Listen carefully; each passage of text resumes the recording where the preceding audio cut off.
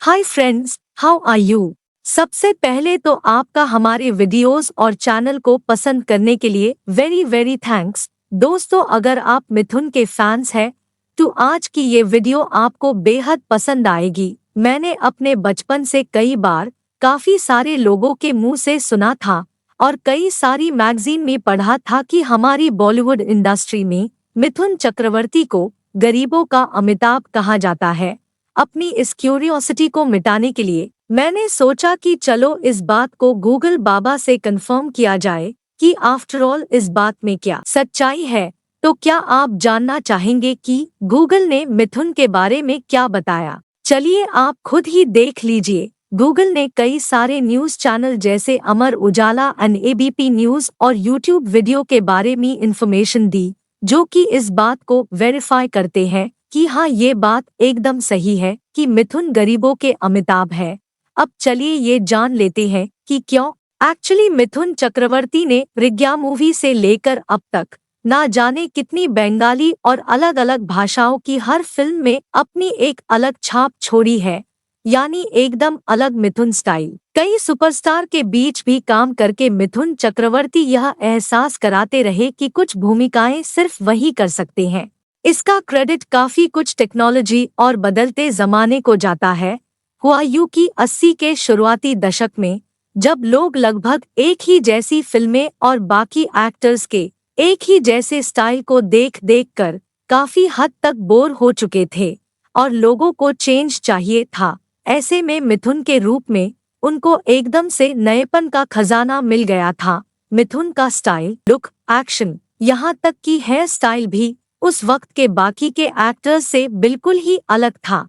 आपको याद होगा कि उस टाइम सभी एक्टर्स अपने बड़े बड़े बालों से अपने पूरे कान तक की ढके रहते थे और मिथुन के हेयर स्टाइल में साइड हेयर्स बिल्कुल क्लीन रहते थे, जो कि औरों से बिल्कुल ही अलग और एकदम नया था। और मिथुन का एक्शन स्टाइल भी सबसे एकदम ही अलग था।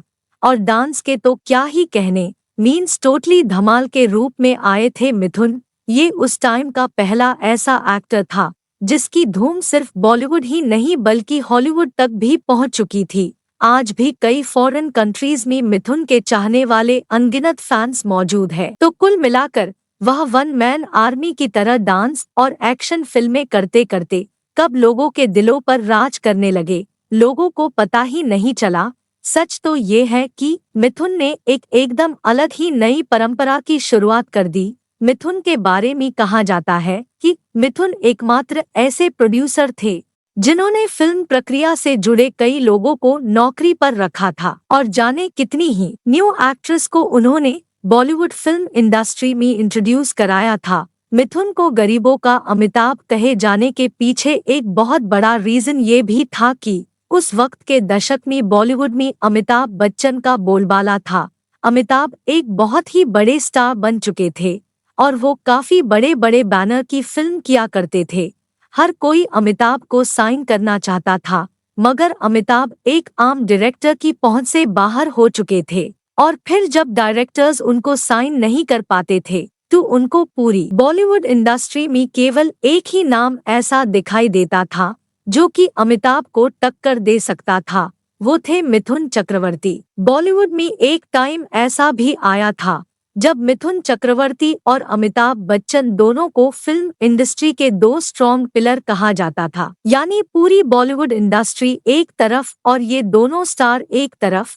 और ये बात जब मिथुन के कानों में पड़ी कि लोग उनको गरीबों का अमिताभ कहते हैं, तो एक इंटरव्यू के दौरान मिथुन चक्रवर्ती ने इसे अपनी तारीफ में बोली गई बात कही थी। उन्होंने कहा था कि ये उनकी अब तक की सबसे बड़ी तारीफ है। मिथुन ने ईटीसी को दिए एक इंटरव्यू में कहा था कि अमिताभ बच्चन सदी के सबसे बड़े स्टार हैं और ये मेरी खुश नसीबी है कि लोग मुझे उनके जैसा मानते हैं।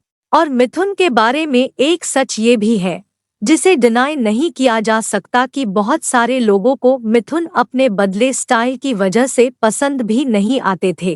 बिकॉज बहुत से ऐसे लोग भी हैं जिनको चेंज पसंद नहीं, मगर इतने सारे रूमर्स के बावजूद भी जो मिथुन का फैन बनता था वो उनका एकदम डाई हार्ड फैन बन जाता था। मतलब दीवानगी की हद से ज्यादा उनको पसंद करने लगता था।